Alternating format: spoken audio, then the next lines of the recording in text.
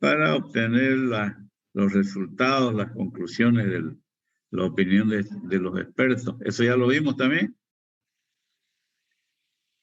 Sí, ingeniero. Ya.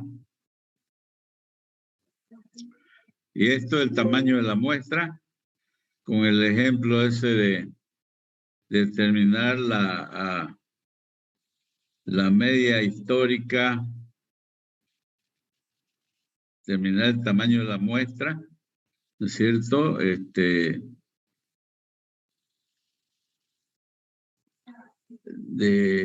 da en el ejemplo este de habiendo determinado una media histórica, se refería al consumo de per cápita de aceite comestible, ¿no?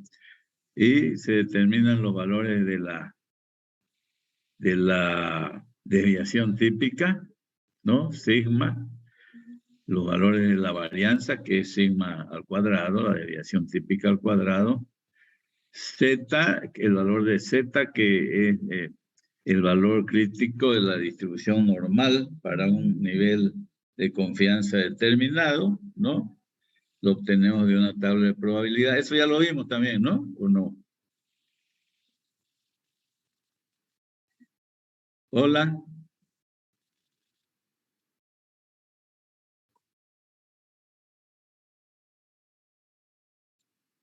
Sí, Bueno, ingeniero. vamos a ver desde acá, ¿ya? Entonces, la investigación de mercado es importante porque nos permite obtener información referente a las características más importantes de que tiene que tener los productos para que sea aceptado por el consumidor, ¿no? El usuario.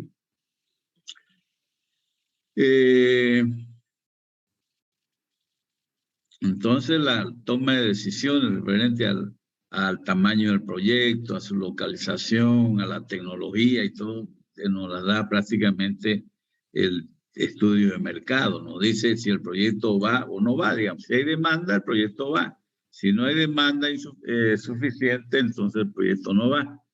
Entonces, determinante. De repente, a veces es suficiente con hacer el estudio de mercado para determinar, digamos, de que no hay una demanda importante del producto, por lo tanto, no se justifica seguir con las investigaciones para los otros capítulos que comprende un estudio de factibilidad, por ejemplo.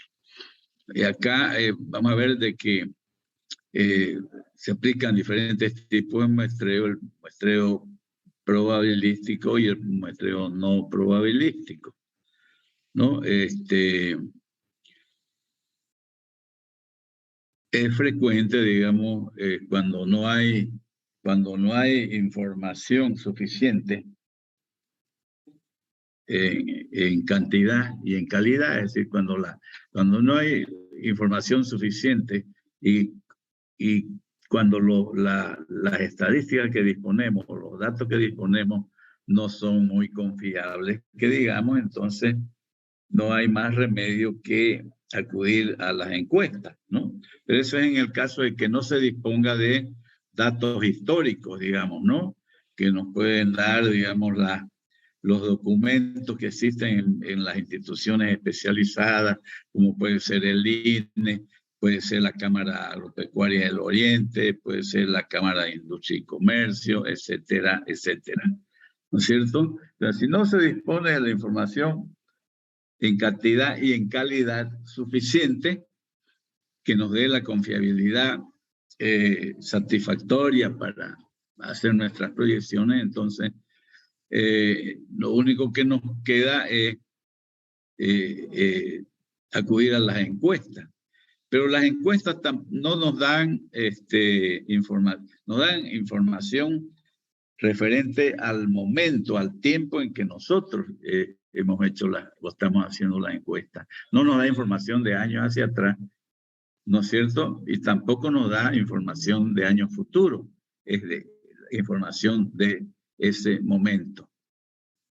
Entonces, referente a los tipos de muestreo que hay, tenemos el probabilístico y el no probabilístico. El muestreo probabilístico es aquel en que cada componente de la muestra tiene las mismas posibilidades de ser escogido para la encuesta. El no probabilístico significa lo contrario, es decir, que no hay la misma probabilidad para todos y cada uno de los miembros de la población muestral. Normalmente lo que se hace es una estratificación, ¿no es cierto?, de nuestro segmento de mercado para determinar cuál va a ser el tamaño de la muestra. Entonces, el tamaño de la muestra es igual a, se determina mediante esta fórmula, E cuadrado, Z cuadrado dividido entre E cuadrado. O sea, sigma cuadrado por Z al cuadrado entre el cuadrado. Donde N es el tamaño de la muestra, sigma es la desviación típica o también llamada desviación estándar, que se determina en referencia a estudios anteriores, ¿no es cierto? O a través de una prueba piloto. El valor de la desviación típica al cuadrado es la varianza, ¿no? Sigma al cuadrado es lo que se conoce con el nombre de varianza. Z es el valor crítico de la distribución normal para un nivel determinado de confianza. Entonces, estos valores de Z nos las dan una tabla de probabilidades referente a una distribución normal, ¿no? Es el número de errores estándares asociados con el nivel de confianza. Y el cuadrado es el nivel de error máximo permitido. ¿Por qué decimos distribución normal? Porque ustedes han visto en estadística que hay otro tipo de distribuciones, ¿no es cierto? Hay la distribución de la normal, hay la distribución de T-de-Student, la distribución de Poisson, la distribución binomial, ¿no es cierto?, entre otras, las más conocidas. Y lo vemos esto, digamos, cómo se determina el tamaño de la muestra de acuerdo a los datos que nos proporciona el ejercicio que vamos a ver a continuación. Entonces, se trata de un productor de aceite comestible que quiere lanzar al mercado una nueva marca de aceite comestible, ¿no? Aceite de cocina. Y determina la muestra según la media histórica del consumo medio anual del producto. Entonces, hay una media histórica de consumo per cápita de 12 litros de aceite por persona y por año. Hay una desviación típica que tiene un valor de 3 también, que ese valor ha sido determinado consultando mediante encuestas piloto. El valor del nivel de error máximo permitido se fija en 0,3%. En este caso, digamos, ¿no? Puede tener otro valor. Pero acá estamos fijando, ese es el error máximo permitido. Entonces, con esta información nosotros llegamos a decimos de que ningún consumidor, o sea, todo consumidor tendrá un consumo entre 11.7 litros de aceite por persona por año y 12.3 litros por persona al año, ¿no? Si eso resulta de la media que encontramos, que es de 12 litros, más sumado el error máximo que se permite. 12 menos 0,3, 11.7, el nivel inferior, y 12.3 más el 0,3 nos da 12.3 litros. Entonces, en ese rango está sí o sí el consumo per cápita de los consumidores de aceite. Entonces, el tamaño de la muestra para un nivel de confianza del 95% se determina de la siguiente manera. El valor de Z para un nivel de confianza del 95% es de 1.96. Entonces, reemplazando esos valores del ejercicio en la formulita esta para determinar el tamaño de la muestra, tenemos sigma al cuadrado, o sea, 3 al cuadrado, por el valor de Z al cuadrado para el nivel de grado de confianza, entonces 1.96 al cuadrado dividido entre el error máximo permitido, que es 0.3. Entonces, haciendo las operaciones del caso, resulta de que la cantidad de encuestas que debemos hacer, ¿no?, es de 385 encuestas, ¿no? O sea, 385 personas, o puede ser familia también, entendido, digamos, de que se consulta con una persona responsable, el encargado o el jefe de familia, digamos, ¿no? Entonces, luego de hacer esas 385 encuestas, ¿cierto?, procesamos la información que obtenemos y vamos a llegar a los resultados de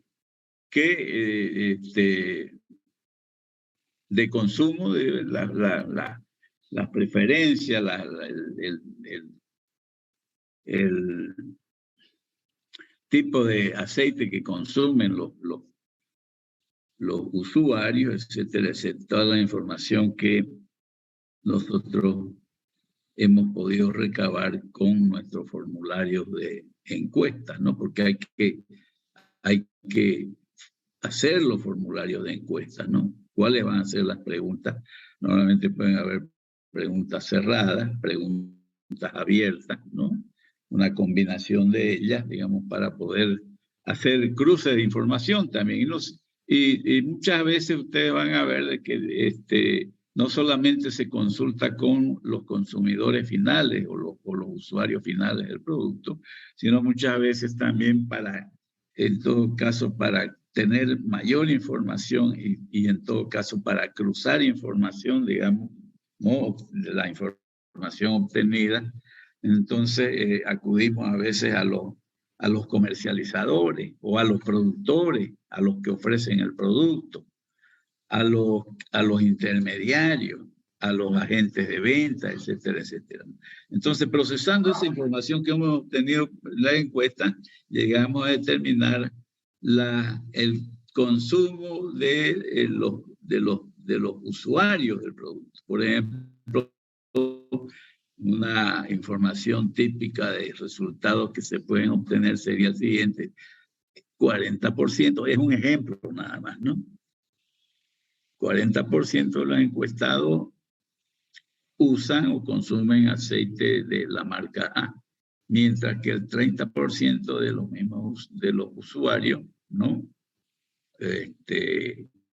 consumen aceite de la marca B. Y otros resultados, las preferencias, ¿no? ¿Por qué prefieren? Por la marca, por el precio, por la calidad, etcétera. Todo ese tipo de información la podemos recabar con las encuestas, ¿no? Pero yo recalco lo siguiente, digamos, que las encuestas se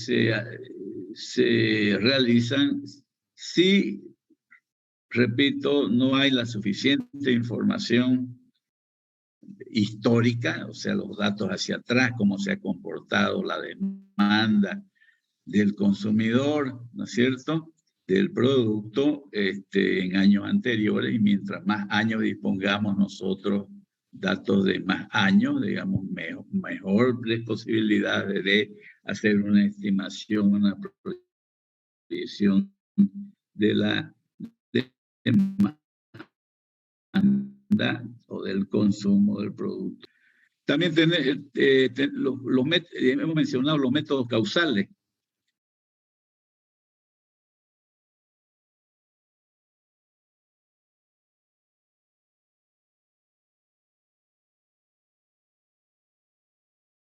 Las proyecciones, estos métodos de proyectar la demanda hacia futuro, ¿cierto? Se hacen según los antecedentes cuantitativos históricos, que es importante disponer de la información histórica, y suponen que los factores que condicionan, hay que considerar, se supone que los factores condicionantes del comportamiento histórico de una o todas las variables permanecerán estables, que no se van a modificar, ¿no? Que se van a comportar como se lo han hecho en los años anteriores, ¿no?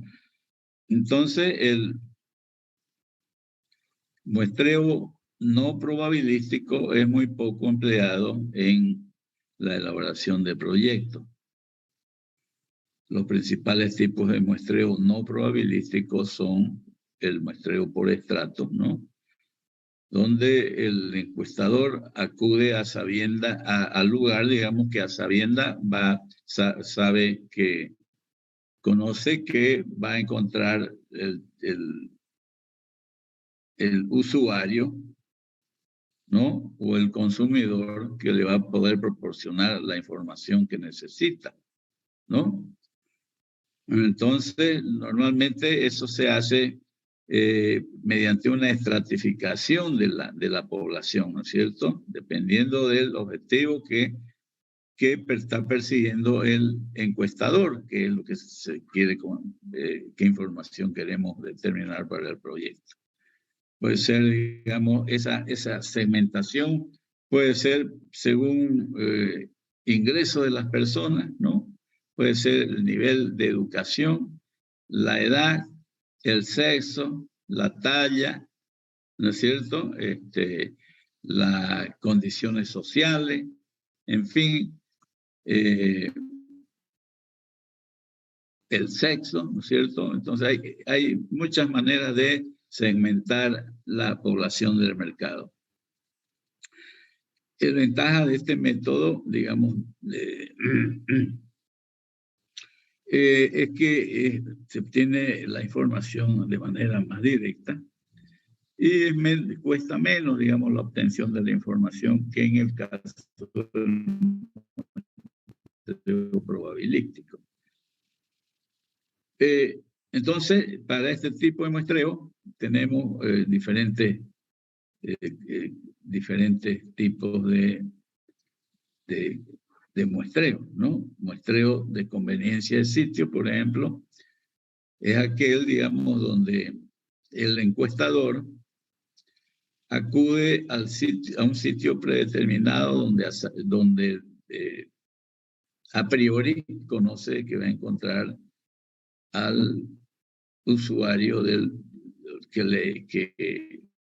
al usuario o al consumidor del producto que está tratando de investigar las condiciones del mercado. Por ejemplo, si quiere conocer la opinión valedera en relación a un libro de anatomía, por ejemplo, no va a hacer la consulta a cualquier individuo que encuentre por la calle, sino que tiene que hacerlo a los médicos. Entonces, lo primero que va a preguntar es si la persona es médico o no es. O sea, por eso es que preferentemente va a acudir, digamos, a lugares próximos a los hospitales, a las clínicas, donde sabe de antemano y que frecuentan, son lugares frecuentados por los médicos, ¿no es cierto? Entonces, ya sabiendo de que su encuestado es médico, que tiene las características que en primera instancia debe tener el encuestado, recién aplica el cuestionario de la encuesta, ¿no? Entonces, ese es el muestreo llamado por conveniencia de sitio. Después está el muestreo llamado de bola de nieve. Es un tipo de muestreo también muy utilizado, sobre todo para conseguir información de segmentos de mercado muy pequeño, ¿cierto? ¿No? En este tipo de muestreo, los informantes inicialmente son elegidos al azar. Son obtenidos ya por referencia de los informantes primeros, de los encuestados en primera instancia. Este método es útil para analizar características escasas de la población. Entonces, con este método es posible localizar subpoblaciones específicas, aunque fuesen muy reducidas, como es frecuente, digamos, en el caso de los productos industriales en lugar de los productos masivos. Los modelos causales son modelos de regresión. O sea, el modelo econométrico también y el de insumo-producto, o también llamado método de los coeficientes técnicos. En cuanto a los modelos de regresión, se tienen dos modelos básicamente: la regresión simple, que implica el análisis de dos variables, y el de regresión múltiple, que implica el análisis de más de dos variables. De la observación de las variables obtenemos un diagrama de dispersión que establece la relación entre las dos variables que se analizan.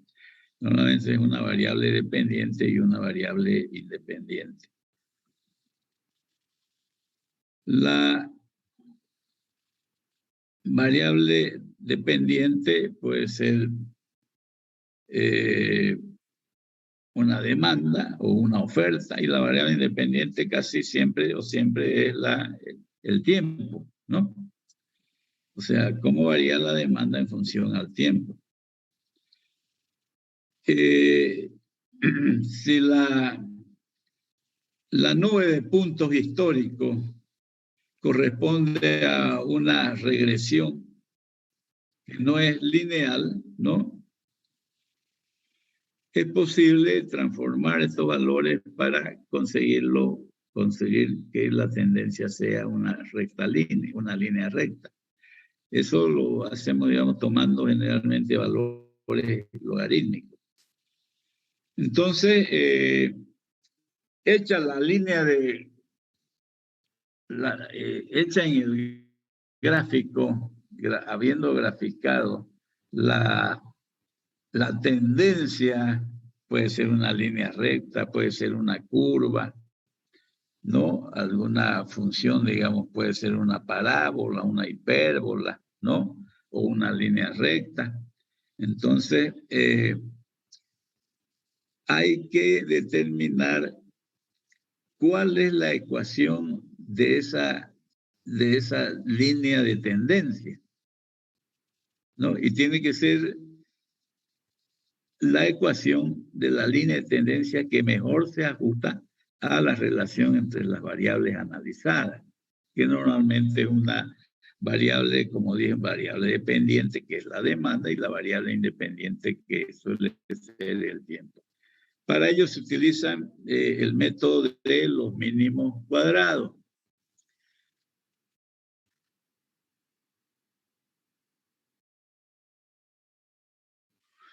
Entonces graficamos, como se observa acá, en un eje de coordenadas. En las abscisas colocamos el tiempo, los años, digamos, ¿no?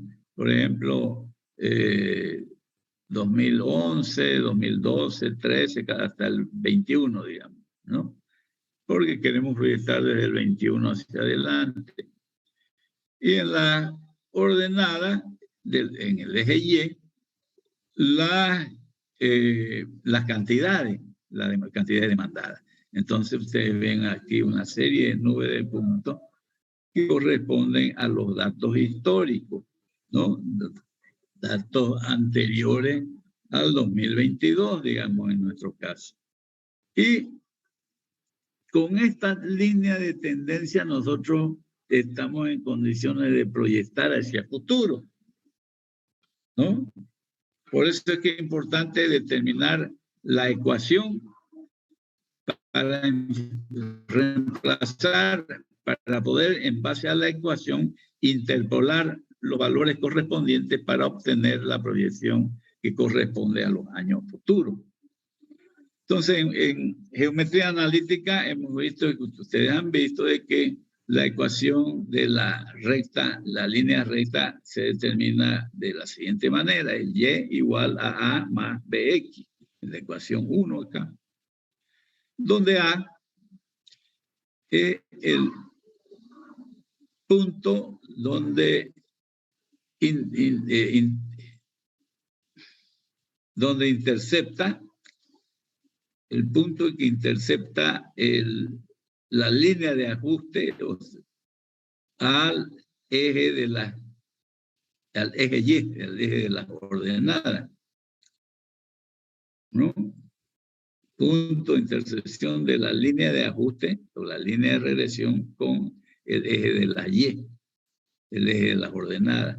B es la pendiente de la línea de regresión cuando es una recta, ¿no? X es el valor de la variable independiente, que repito, normalmente es el tiempo.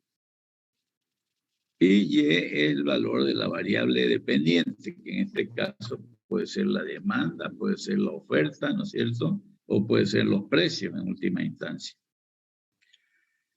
Entonces, la línea de regresión de mejor ajuste a los datos históricos será aquella que minimiza la suma de las desviaciones cuadráticas, el cuadrado de las desviaciones, entre los valores reales y los valores estimados.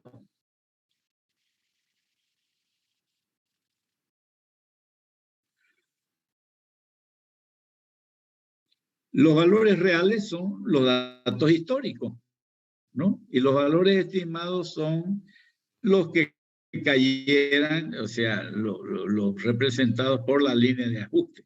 Como ustedes ven acá en este ejemplo, prácticamente no hay más que uno o dos de los puntos que caen exactamente en la línea de ajuste.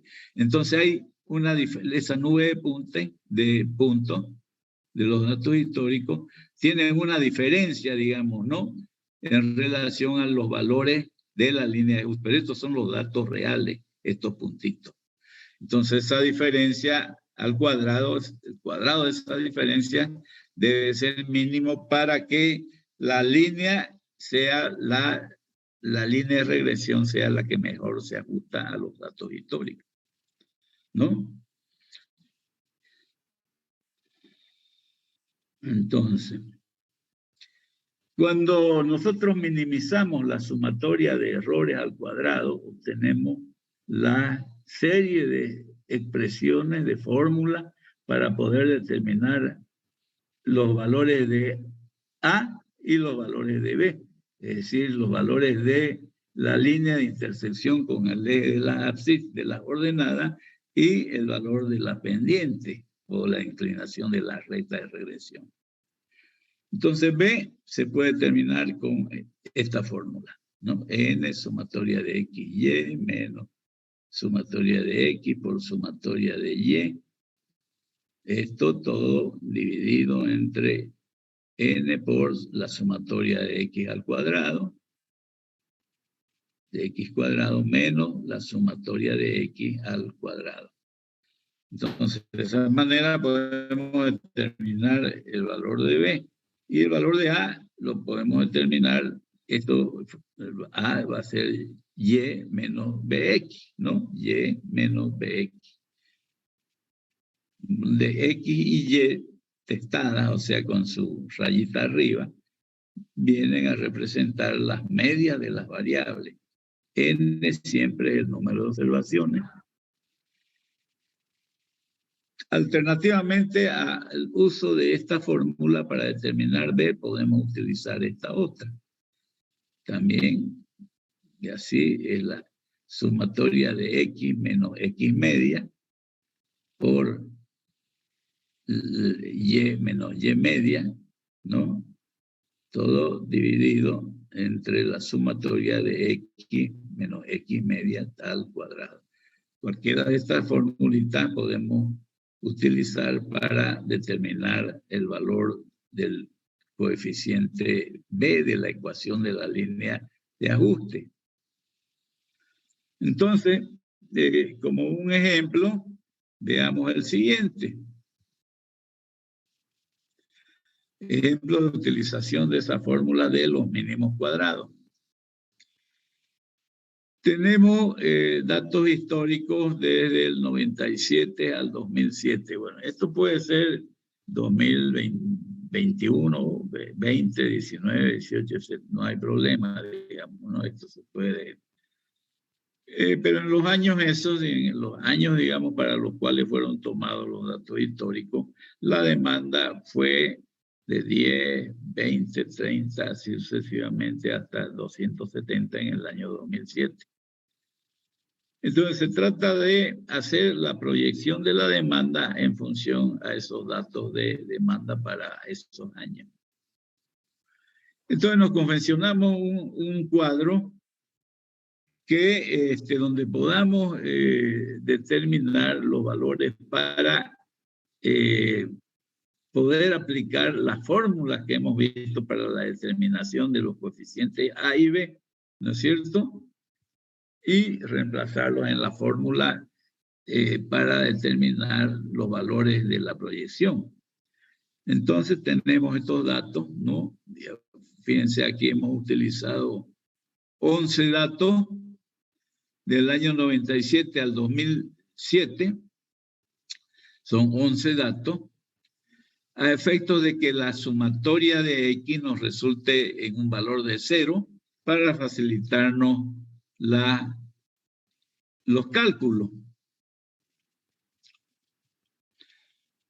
Entonces, fíjense, ¿no? Tenemos los valores de la demanda, 10, 20, etcétera, etcétera, hasta 230 en el año 270, más bien, en el año 2007. Hacemos la sumatoria de los valores de la demanda en todo ese periodo histórico y tenemos la sumatoria, que en este caso es 1210, ¿no es cierto? Y sacamos el valor de X por Y. Entonces, en este caso es menos 5 por 10, menos 50, hasta el último, ¿no? A donde es 5 por 270.350. ¿No? Entonces hacemos la sumatoria y tenemos el valor respectivo. ¿No?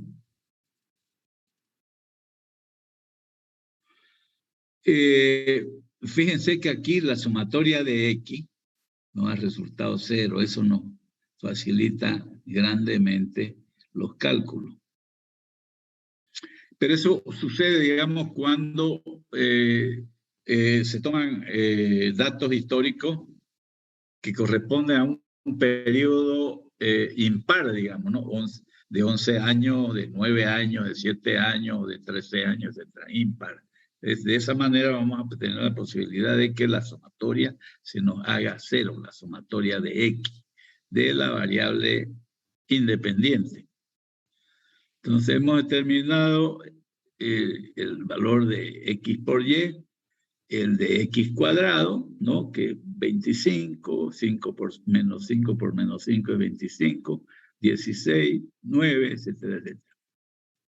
Determinamos la sumatoria también. Y determinamos este valor, digamos, ¿no?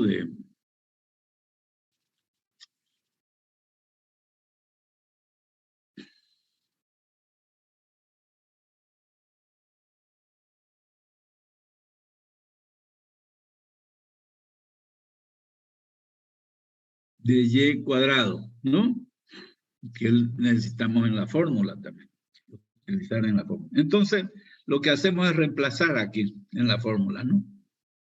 La fórmula que hemos visto, B, entonces N, pero N es 11, el número de años, ¿no?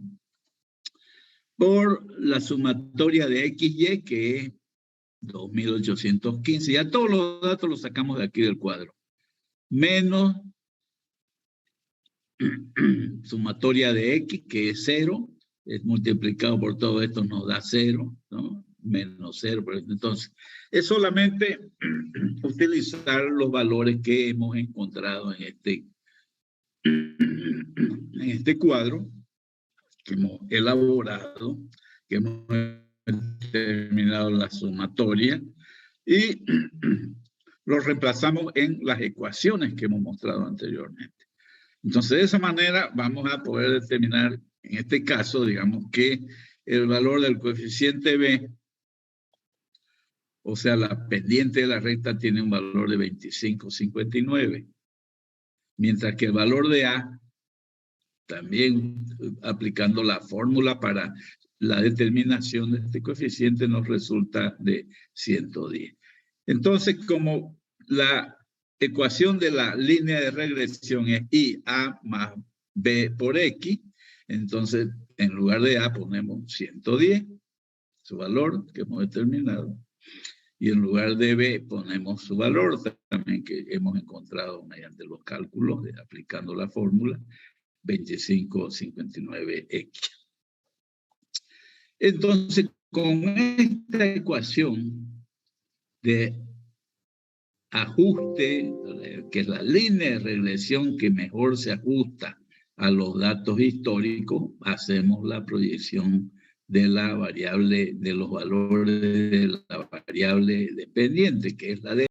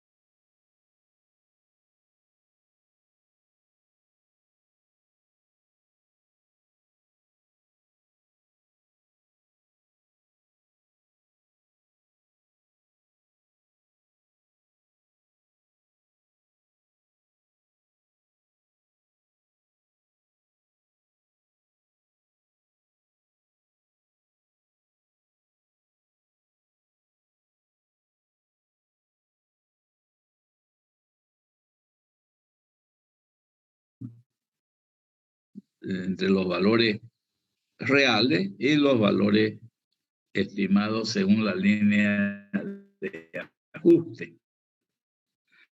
según la recta de ajuste. Entonces aquí tenemos la demanda real, digamos, lo que ha pasado en los años hacia atrás, o sea, los datos históricos. Tenemos hasta el 2007. Muy bien, queremos proyectar para el 2008, o puede ser 2021, digamos, queremos proyectar para el 2022. Muy bien, reemplazamos así, ¿no? Para estimar la demanda esperada, digamos, en este caso para el 2008, como el valor para el año 2004, por ejemplo, es 2, 2005, 3, 2006, 4, 2007, 5. Como queremos estimar para el 2008, el valor va a ser 6, ¿no? Si el 2007 es 5, el 2008 va a ser 6. Entonces, en lugar de X, ponemos el valor de 6. Queremos estimar entonces el valor de la demanda para el año 6, para el año 2008 en este caso. Ponemos su valor y resulta ser el 6. Entonces, 110 más 25.59 por 6 nos da 263 puntos. Sería el pronóstico que puede ser 2022, por ejemplo, o 2023. Entonces, pronosticamos nosotros, hacemos una estimación de acuerdo a nuestra línea de ajuste, que la demanda va a ser 263.64. Entonces, este modelo de regresión, como ustedes han visto, es un método estadístico. Se basa en las estadísticas. Por lo tanto, es posible medir cuán precisos son los resultados que hemos logrado, las estimaciones que hemos hecho. O sea, para el año 2000, para nuestro ejemplo, para el año 2009, el valor de X sería 7, ¿no? Sería 110 más 25.59 por 7. Y así sucesivamente, ¿no? Determinamos el valor correspondiente. Entonces, podemos proyectar para 5, para 10 años, no sé lo que ustedes quieran. Pero mientras más larga el riesgo de que no se cumpla, digamos, tal como estamos previniendo, pues, ¿no? Normalmente, digamos, es como un proyecto tiene vida útil de 10 años, normalmente es necesario hacer una proyección a 10 años, ¿no? Bueno, entonces, fíjense, cuando nosotros, esta es la virtud, digamos, de trabajar el método de los mínimos cuadrados. Cuando nosotros hacemos encuestas, ¿no? Determinamos la demanda, por ejemplo, para el año 2022 o para el año 2021, ¿no? Pero ¿qué hacemos hacia adelante? ¿Cómo hacemos la proyección? El limitante, digamos, no es como el método de los mínimos cuadrados que trabaja con datos históricos, no datos del momento. Y entonces se puede proyectar con un gran porcentaje, grandes posibilidades de que se cumplan las estimaciones de demanda hacia futuro.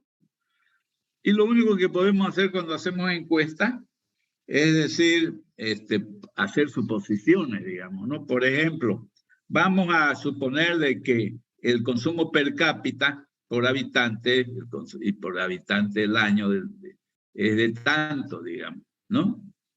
Entonces, proyectar cómo va a crecer la demanda en función simplemente a cómo crece la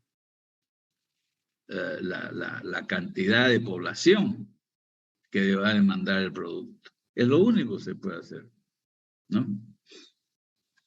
Bueno, pero claro, las encuestas son importantísimas para saber el grado de las preferencias que tiene el consumidor, ¿no?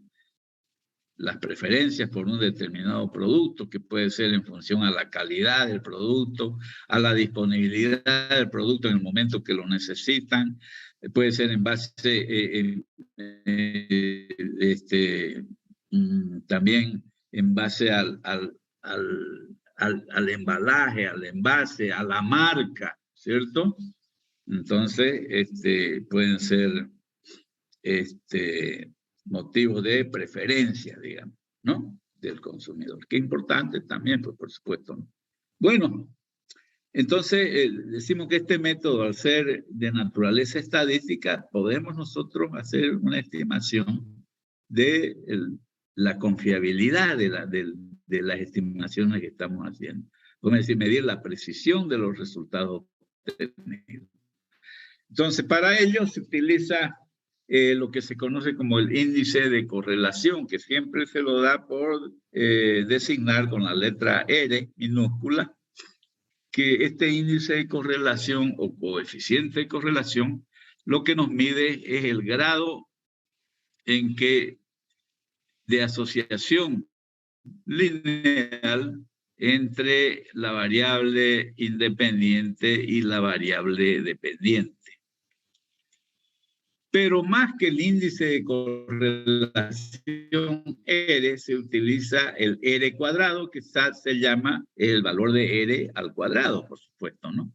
Eso se llama índice de determinación o coeficiente de determinación. Entonces indica el grado en que se asocian linealmente los valores de la variable dependiente. El R cuadrado, el índice de determinación, nos indica cuán correcta es la estimación de la ecuación de regresión que hemos determinado. R cuadrado, o sea, el coeficiente de determinación, representa, por lo tanto, la proporción de la variación total en la variable dependiente, que es explicada por la variación total en la variable independiente. El valor del índice de determinación debe hallarse entre 0 y 1, al igual que el valor de R también debe estar entre 0 y 1.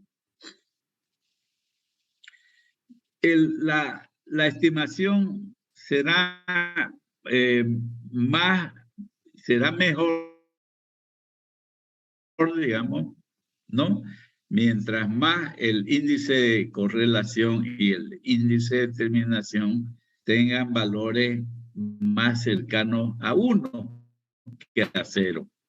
O sea, en la medida que nos dé menos de 0,5, digamos, o 0,5, nos está indicando de que hay relación entre la variable dependiente e independiente. Y a medida que se acerca este valor, que oscila entre 0 y 1, nos da, digamos, una idea, una seguridad de que los valores obtenidos tienen grandes posibilidades de darse, digamos, en función a la estimación que hemos hecho.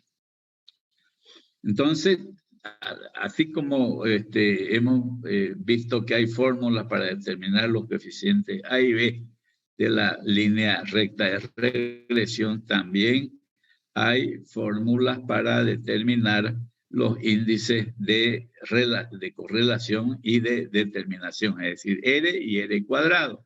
Entonces, R cuadrado se determina de la siguiente manera: 1 menos la sumatoria de Y menos Y. Esa es la media, ¿no? Acá. Y de X. Y menos Y de X al cuadrado, ¿no? Dividido todo esto entre sumatoria de X por Y menos Y por X al cuadrado. Y por X al cuadrado aquí, ¿no? O sea, se aplica esa fórmula. Alternativamente, en lugar de esta ecuación 5, se puede utilizar esta otra. N sumatoria de XY menos sumatoria de X por sumatoria de Y, todo al cuadrado, dividido entre N sumatoria de X cuadrado menos sumatoria de X al cuadrado, por N sumatoria de Y al cuadrado menos la sumatoria de Y al cuadrado.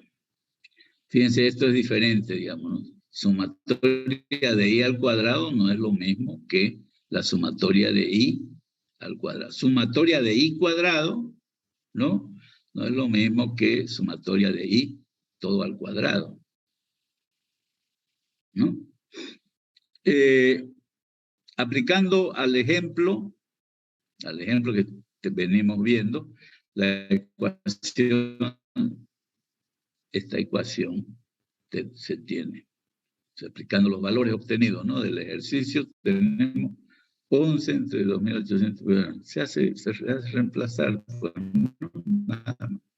Entonces nos da un valor para R cuadrado de 0,95.86. ¿Cómo se interpreta ese valor cercano a 1? O sea, el índice de correlación tiene un valor alto, por lo tanto nos indica de que el coeficiente de determinación muestra de que hay una elevada relación, digamos, que es muy buena, digamos, la ecuación que hemos determinado por el método de los mínimos cuadrados. Entonces, este valor 0,95.86, 0,96 prácticamente nos dice que el 95.86% de la variación total en la demanda del producto se explica por la variación temporal, la variación en el tiempo, quiere decir, ¿no? O sea, la variable independiente, mientras que un 4% de esa estimación no es explicada, digamos, por esa relación, sino es explicada por otras variables que no están incluidas en el modelo que analizamos. O sea, ¿de dónde sale el 4%? 0,95, 0,96, el 0,04 para llegar a 1. Es el 4%. También se puede determinar el error estándar de una estimación con la finalidad de determinar la desviación, el valor de la desviación típica o desviación estándar de la variable dependiente, de la variable Y, para un valor específico de la variable independiente X, para un valor específico del tiempo. El error estándar del estimado designado por S sub E se define como la desviación estándar de la regresión y se calcula con la siguiente fórmula.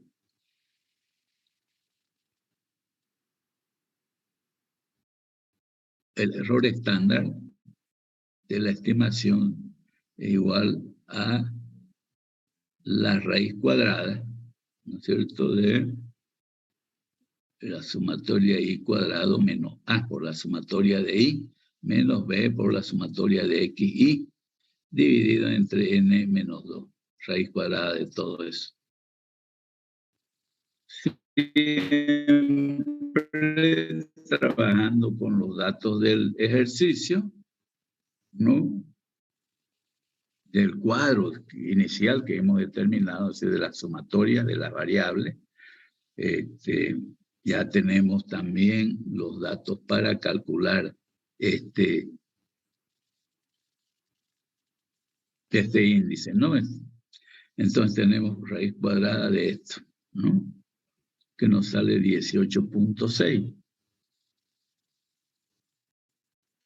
Ese 18.6 es la desviación estándar de la regresión. O sea, el error estándar de la estimación. Eso es. Ese error estándar se quiere decir que el pronóstico es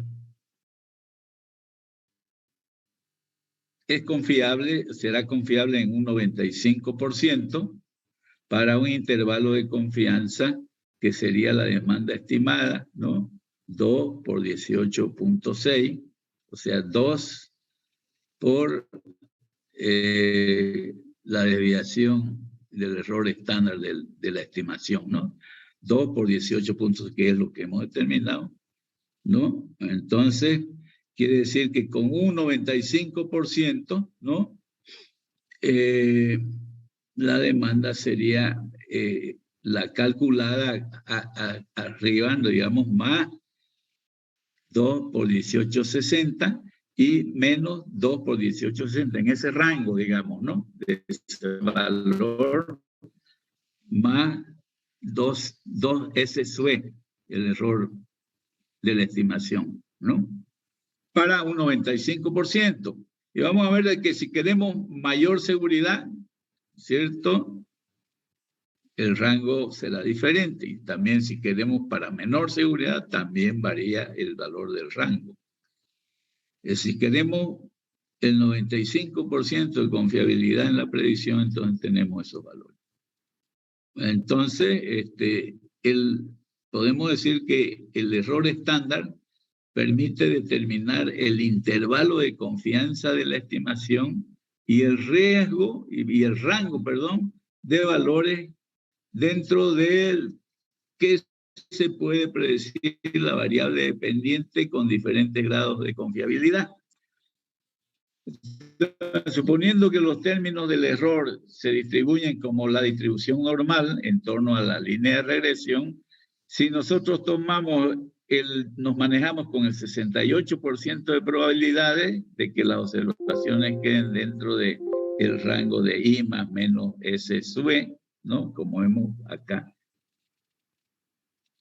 Mientras que aumenta a un 95% de probabilidad de que estén entre I más menos 2 S sub E y a un 99% de probabilidad si se ubican entre I más menos 3S. O sea, fíjense cómo mientras más grande el rango, tenemos más posibilidades, más alta nuestra posibilidad de que la estimación, el error, digamos, al hacer la estimación de la recta de regresión, tenga un mayor nivel de confiabilidad, ¿no? 99%. Entonces, fíjense, si trabajamos para el 68%, manejamos con el error de la desviación, ¿no? El error más menos 2 sigma, o más menos sigma, un sigma. Si vamos a una confiabilidad mayor de 68, pasamos al 95%, ya necesitamos el valor del error que hemos determinado, S sub E, por más menos 2 sigma, 2 S sub E. Y si queremos un 99%, ya tenemos que hacer el valor de I más menos 3 S sub E. ¿Se entiende, no? Entonces, esto evidencia que la mayor precisión en la estimación está asociada a los errores estándares más pequeños de la estimación. Consecuencia, al estimar la demanda para el año 2018, existe un 95% de probabilidad de que ésta se ubique en el 229 del año 2018, aquí, ¿no? Sí, 2018. Para el rango 226.34, es decir, 263 menos 2 S sub E, 2 veces el valor de S sub E que hemos determinado acá. Entonces tenemos un rango de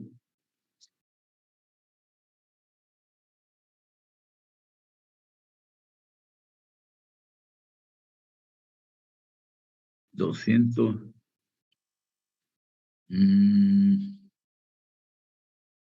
El valor, el límite superior de 300.74, ¿no? O sea que resulta de sumarle 2 veces el valor del error estándar de la estimación. 263.54, que es lo que hemos determinado, digamos, para el año, esto de acá, digamos, no sé si se acuerdan, pues, ¿no? Sobre esto estamos determinando, ¿no? La estimación del año 2000 para el año de la demanda para el año 2008. Entonces,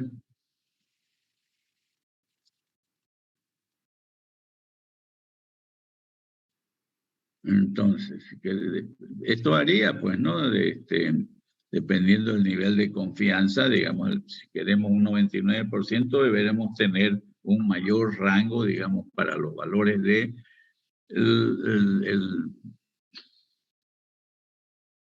del error, pues, ¿no? Para los valores de la estimación.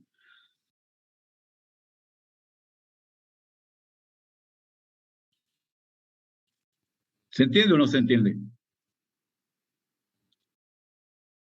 Sí, ingeniero. Pero, a ver, no siempre, digamos, va a ser una línea recta, pues la gráfica, digamos, que represente la mejor curva de ajuste, ¿no? Entonces, en el caso de que los datos históricos se ajusten más que a una línea recta, a una línea exponencial, ¿no? A una curva exponencial, entonces la ecuación debemos tomar en cuenta la ecuación de la que corresponde a la línea, a la curva exponencial. Sería A por X elevado al coeficiente E. Entonces, aplicando logaritmo a esta ecuación, tenemos logaritmo neperiano de Y es igual al logaritmo neperiano de A más E por logaritmo neperiano de X, donde E es la tasa de crecimiento porcentual constante, tasa de crecimiento de la demanda, ¿no? Constante. Esta es la ecuación de la curva exponencial. Entonces, el modelo de regresión múltiple, este modelo que hemos visto de mínimos cuadrados es para dos variables, ¿no? Una variable dependiente y una variable independiente. Pero hay casos, digamos, donde es necesario utilizar modelos de regresión múltiple. Este modelo que hemos visto es de mínimos cuadrados, es la regresión simple de dos variables, una dependiente y otra independiente. Pero hay casos en que se tiene más de una variable.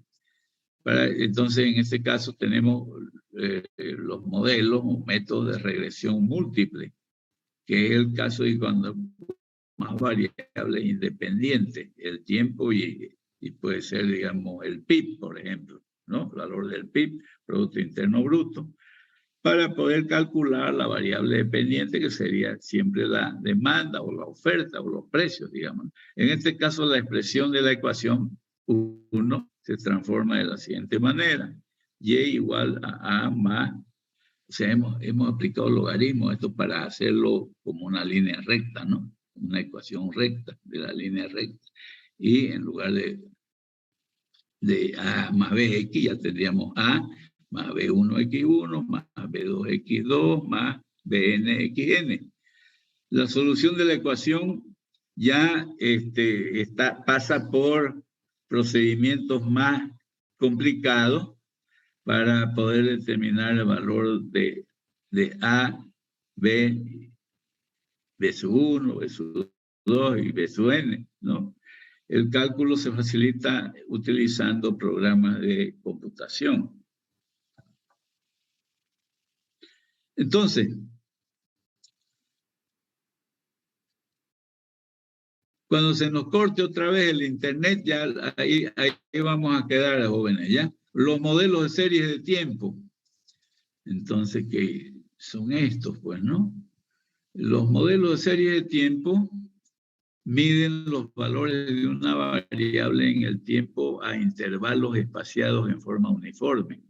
El objetivo, por lo tanto, es establecer un comportamiento básico, un patrón básico de comportamiento de los datos históricos para poder, en base a ello, proyectar la variable requerida, la variable dependiente en todo caso. En las series de tiempo es posible distinguir cuatro comportamientos básicos, cuatro componentes básicos referidos a los siguientes hechos, digamos. Una tendencia, ¿no? Y ya hemos visto algo de esto, creo, anteriormente, ¿no? Un comportamiento de tendencia, un factor cíclico, fluctuaciones estacionales y variaciones que se consideran que no son sistemáticas. ¿Cuándo se da la tendencia? La tendencia se da cuando hay un crecimiento o decrecimiento, puede ser, en el largo plazo del valor promedio de la variable que se analiza. Se consideran fluctuaciones en el nivel de la variable en el tiempo, dado que se considera que el análisis del nivel promedio de la variable a lo largo del tiempo nos da una mejor información que el análisis de la variable en un momento específico del tiempo, ¿no? Esa es la línea de tendencia, ¿no? Son pocas variaciones en tiempos largos, digamos, ¿no? Tiempos largos, en periodos largos de tiempo, más bien. El factor cíclico, es decir, el factor cíclico es que se presenta, digamos, aunque tengamos una tendencia de largo plazo para la variable, puede que sean grandes las diferencias, ¿no?, entre la línea de tendencia que se proyecta y el valor real de la variable. Esa diferencia es el comportamiento cíclico. Y el comportamiento cíclico se debe a las fuerzas de la economía, fuerzas sociales, fuerzas políticas, de orden tecnológico, culturales, y otra fuerza que existe en el mercado y que de contracción de la variable. Estos ciclos no tienen un patrón constante que permitan prever cuándo van a ocurrir, ni en qué magnitud van a ocurrir, ni qué largura y ni durante qué tiempo.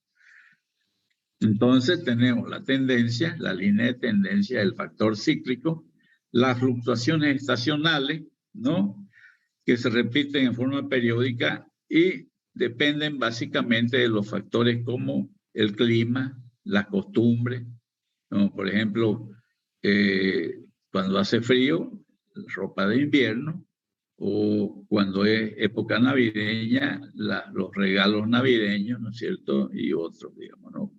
O el uso de equipos de aire acondicionado cuando hace calor, ¿no? Aunque conozcamos las tres variables señaladas, o sea, en 10 minutos más terminamos la clase, jóvenes, ¿ya? Eso es lo que nos está indicando el programa. Entonces, aparte de la línea, la tendencia, el factor cíclico que se debe a cambios en la economía, la tendencia que son variaciones suaves, digamos, en tiempos largos, ¿cierto? Hay las fluctuaciones estacionales que se dan, digamos, de acuerdo a las costumbres o a la época del año, al clima, ¿no? Por ejemplo, el uso de la compra, la adquisición de equipos acondicionadores de aire en época de calor, los regalos en época navideña, la ropa abrigada, ropa de invierno en caso de cuando hace frío, ¿no? Aunque conozcamos los tres componentes señalados, es decir, la tendencia, el factor cíclico y las fluctuaciones estacionales, una variable puede tener un comportamiento muy distinto, real, digamos, del previsto, de acuerdo a su línea de tendencia y de acuerdo a los factores cíclicos y estacionales. Esa desviación se llama no sistemática y tiene un carácter aleatorio, ¿no? Entonces son 4 comportamientos básicos, digamos, de las variables, ¿no? El gráfico muestra los 4 componentes de una serie cronológica. Se refiere a esta gráfica acá, ¿no? Entonces observamos que a largo plazo los componentes estacionales y aleatorios son de menor cuantía, menos importante que el componente cíclico. Pero a medida que el pronóstico se va acortando, el componente no sistemático pasa a ser más importante y la línea de tendencia la menos importante. Eso lo observamos acá en esta gráfica.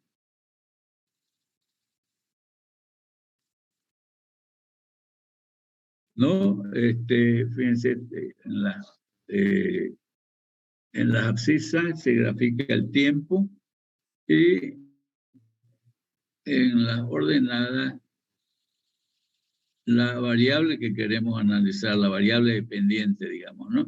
Puede ser demanda, puede ser oferta, puede ser los precios, etcétera, etcétera.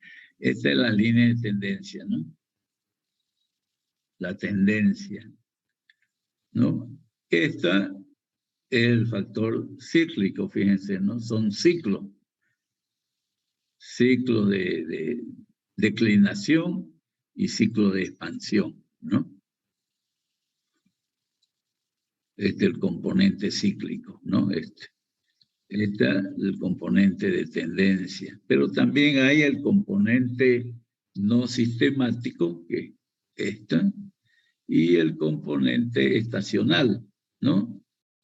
Fíjense.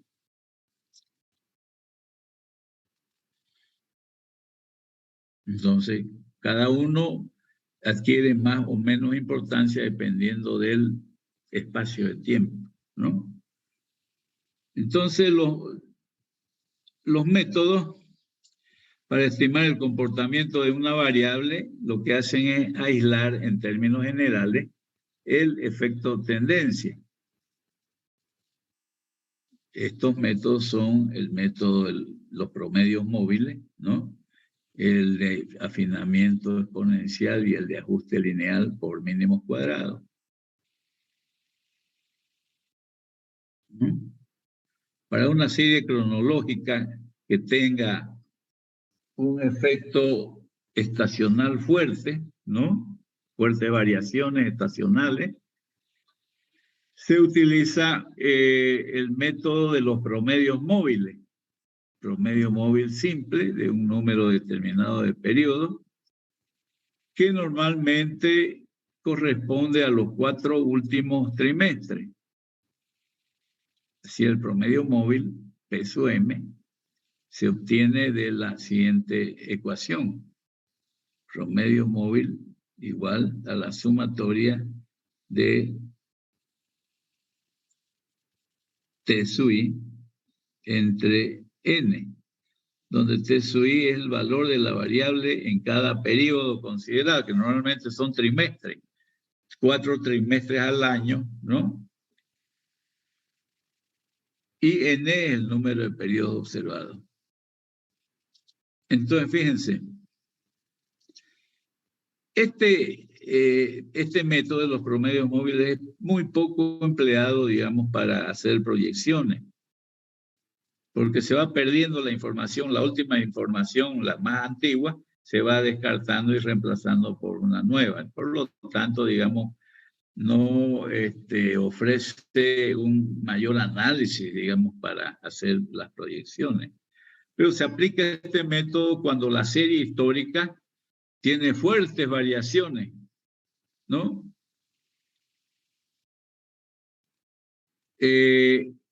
Un ejemplo de ello, por ejemplo, el promedio móvil. Supongamos que la demanda trimestral de un producto es en cada uno de los 4 trimestres de un año, fueron 180, 250, 210 y 150. Entonces, el promedio móvil 1 va a ser la sumatoria de los datos reales de cada uno de estos trimestres, ¿no? 1, 2, 3, 4, dividido entre el número de periodos, que son 4 trimestres en este caso, ¿no? Entonces tenemos 180 más 250 más 210 más 150, dividido entre 4 nos da 197.5. Ese valor de 197.5 sería la demanda estimada para el trimestre 5, ¿no? Un trimestre 1, 2, 3, 4, y esta sería la estimación de la demanda para el trimestre siguiente, para el 5.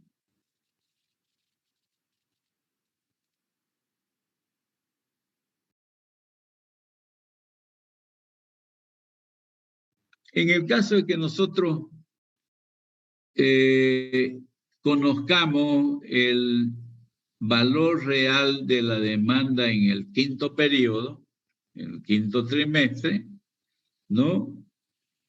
Se proyecta el sexto periodo incorporando este valor, o sea, la demanda real en el quinto periodo, se utiliza porque se incorpora ese valor en reemplazo del más antiguo, que en nuestro ejemplo sería 180 unidades, ¿no es cierto? En nuestro ejemplo, el dato más antiguo es el del periodo inicial de 180, ¿no?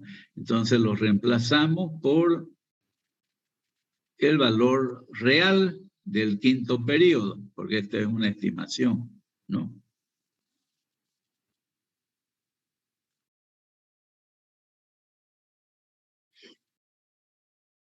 Entonces, repito, ¿no?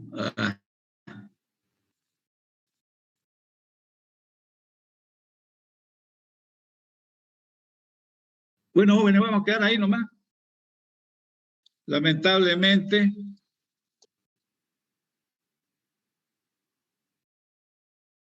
¿me están escuchando todavía, no? ¿Ainda? Sí, ingeniero. Está bien, ingeniero. Bueno, Sí, ya. ingeniero. Vamos a quedar ahí ya en los promedios móviles. Ya, ingeniero, Bueno, gracias. jóvenes, mucho gusto de ingeniero. haberlos tenido acá, Que le vaya bien. distraídos. Feliz semana, ingeniero. Que tengan Hasta un luego. feliz weekend este fin de semana, le digo en inglés. Está igual. Ya, pues, chao, que le vaya bien, que tengan buen fin de semana. Igualmente, hasta luego, ingeniero. Ops.